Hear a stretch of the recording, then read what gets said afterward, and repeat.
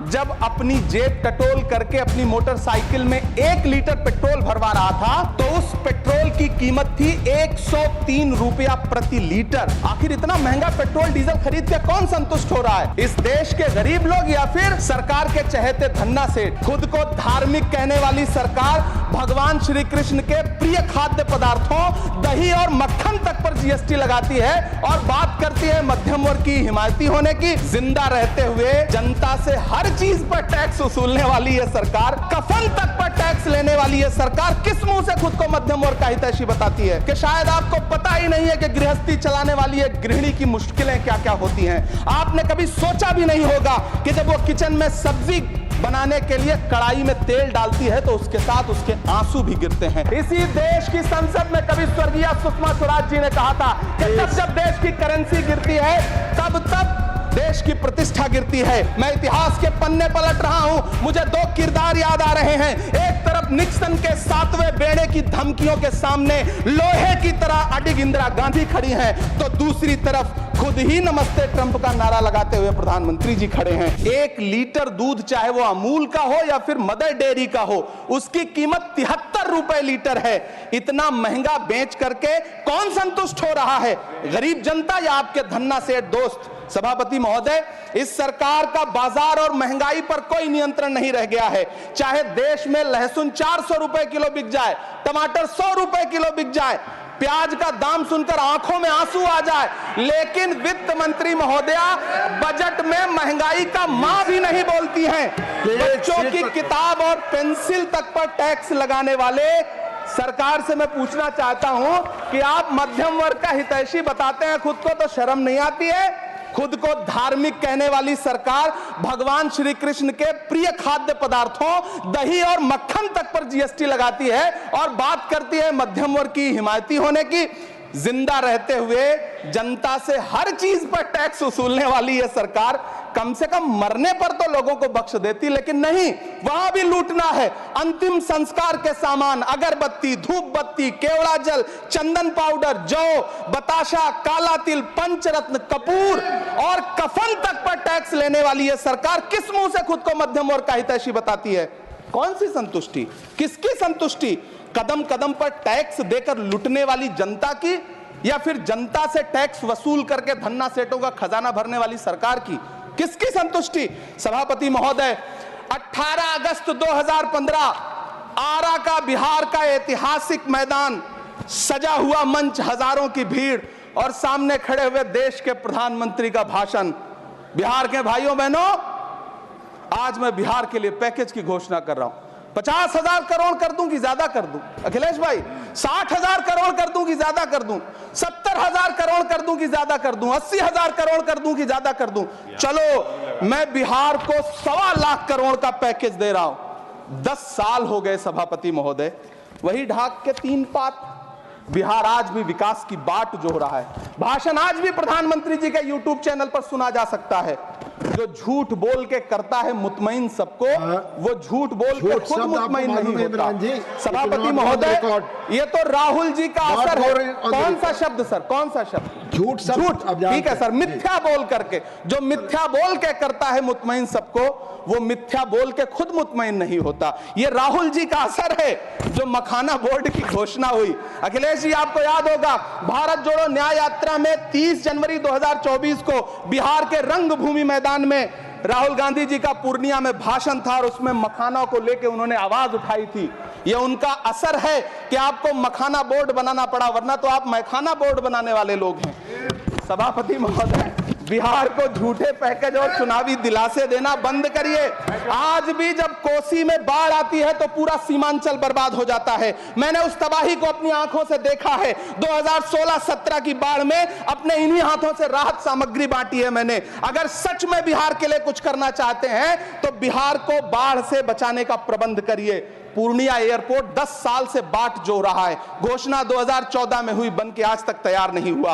अलीगढ़ मुस्लिम विश्वविद्यालय का Kishanganj centre budget के अभाव में दम तोड़ता जा रहा है। मैंने पिछले बजट सत्र में भी आवाज उठाई थी। आज फिर वित्त मंत्री जी से अनुरोध करना चाहता हूं, दामन फैला करके, कि अलीगढ़ मुस्लिम विश्वविद्यालय का किशनगंज सेंटर बन जाने दीजिए। आखिर कौन सी नफरत है? ये मुल्क हमारा भी है, इस मुल्क की मिट्टी में हमारा भी खून पसीना शामिल है। हमसे इतनी भी क्या नफरत, रिश्तों की ये नाजुक डोरें तोड़ी थोड़ी जाती हैं, अपनी आंखें दुखती हो तो फोड़ी थोड़ी जाती हैं।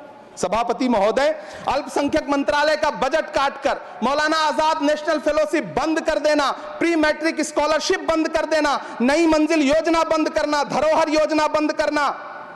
2024-25 के बजट में माइनॉरिटी मिनिस्ट्री के लिए 3183 करोड़ रुपए की घोषणा हुई, लेकिन देश को हैरत होगी कि बाद में समीक्षा करके लगभग आधा कर दिया गया, 1868 करोड़ रुपए। मैं तो सरकार से पूछना है कि कौन संतुष्ट हुआ? इस देश का अल्पसंख्यक संतुष्ट हुआ या आप संतुष्ट हुए? किसका संतुष्टिकरण? सभापति महोदय, मैं प्रधानमंत्री जी से कहना चाहता हूं कि आप ही ने 1 मार्च 2018 को किंग अब्दुल्ला को, जॉर्डन के किंग अब्दुल्ला को मेहमान बना करके इसी दिल्ली में एक कॉन्फ्रेंस में कहा था कि मैं मुसलमानों के एक हाथ में कंप्यूटर और दूसरे हाथ में कुरान देना चाहता हूं। कंप्यूटर देने की बात तो छोड़िए, पढ़ाई के लिए जो स्कॉलरशिप मिल रही थी उसको भी छीन लिया आपने। किसको संतुष्ट करने के लिए? हम समझते हैं इस साजिश को। आप माइनॉरिटी मिनिस्ट्री का बजट काटते काटते एक दिन मिनिस्ट्री को ही बंद कर देना चाहते हैं। वो जहर देता तो सबकी नजर में आ जाता, सो ये किया कि हमें वक्त पर दवाएं न दी।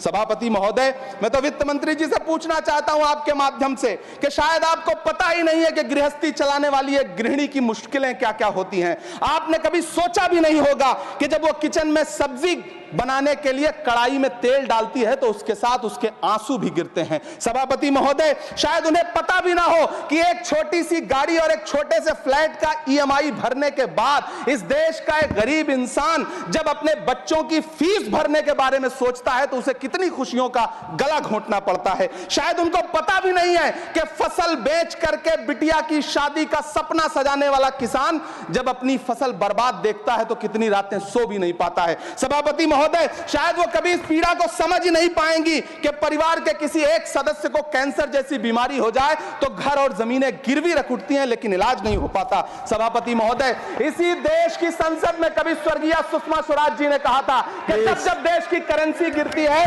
तब देश की प्रतिष्ठा गिरती है। एक तरफ कोलंबिया जैसा छोटा सा देश और उसके प्रधानमंत्री गुस्तावो पेत्रो खड़े हैं जो कोलंबिया के नागरिकों को हथकड़ी लगाकर लाने वाले जहाज को अमेरिका बैरंग वापस लौटा दे रहे हैं, और दूसरी तरफ हमारे प्रधानमंत्री जी खड़े हैं जो बेड़ी और हथकड़ी लगा करके लाए गए बेटों के अपमान पर एक शब्द नहीं बोल रहे।